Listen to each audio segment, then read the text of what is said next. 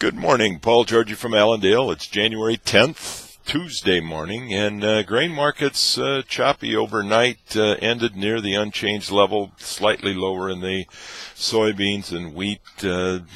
Profit taking, I guess, is the best way to describe that. No other real exciting news, or new news coming out, I should say. Argentina weather, still a huge focus for the grain trade.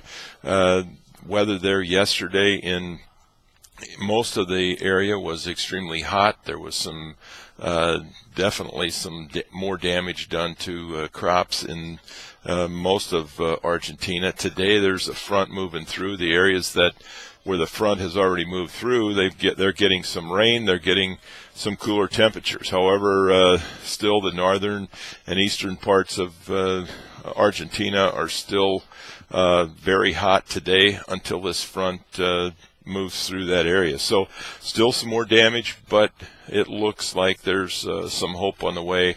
85 to 90% coverage is expected, anywhere from a half an inch to an inch and a half, with local amounts up to 3 inches in some areas across Argentina. Southern Brazil should get some rain here Thursday, Friday, Saturday, and linger on in through the weekend in the southern Brazil area from this front that's moving through. The big question is what happens after this. In the Euro and GFS models are overnight kind of flattened out the ridge, put a little more moisture potential in for the area next week. Cooler temperatures will be the major factor, with temperatures in the mid-80s rather than the upper 90s to 100s, as they're seeing in those areas yesterday and today. So still a huge focus, but I think now the focus here in the U.S. markets are turning to what the USDA report is going to say on Thursday morning at 7:30. We've got production summary here for the year.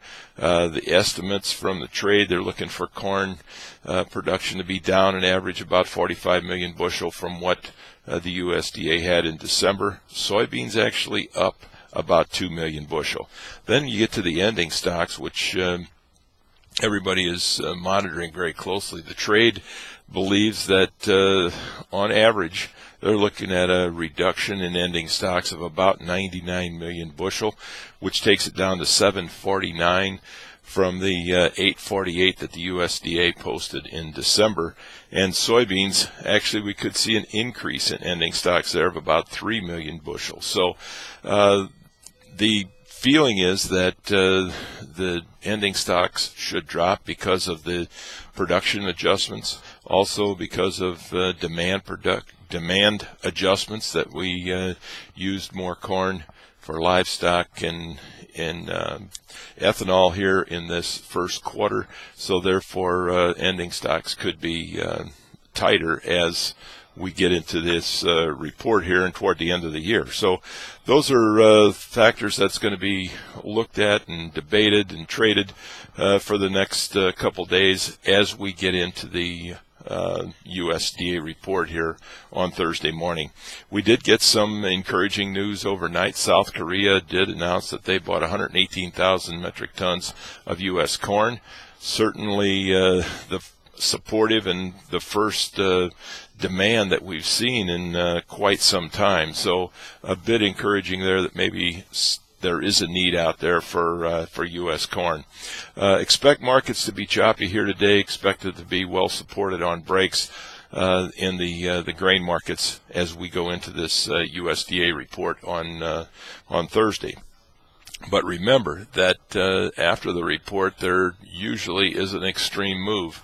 In the last 5 years, we've been down the limit several times and up 20 to 30 cents in corn as well. So expect volatility on Thursday is what the word of the hour is.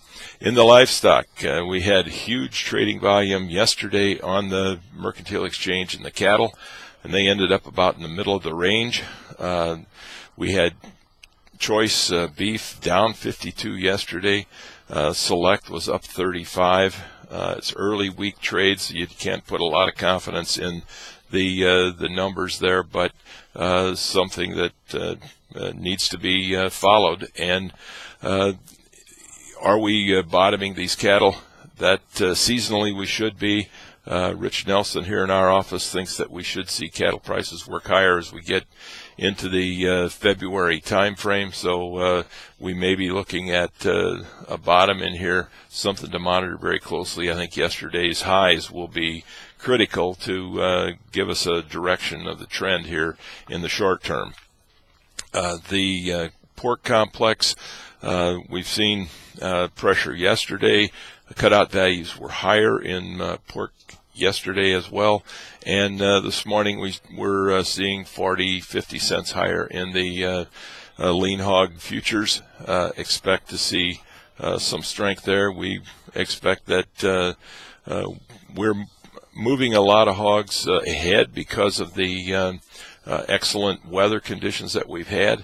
So if we run into any winter more seasonal type weather, we could see a slowdown, a movement rate of gain slow down some as the hogs have been moved ahead because of the excellent gains and excellent weather that we've seen. So we're watching this livestock market from the long side here. Call your Allendale representative to get details on how to get in and participate in those opportunities.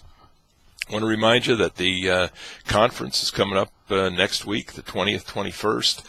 Still a few rooms left at the Holiday Inn here in Crystal Lake.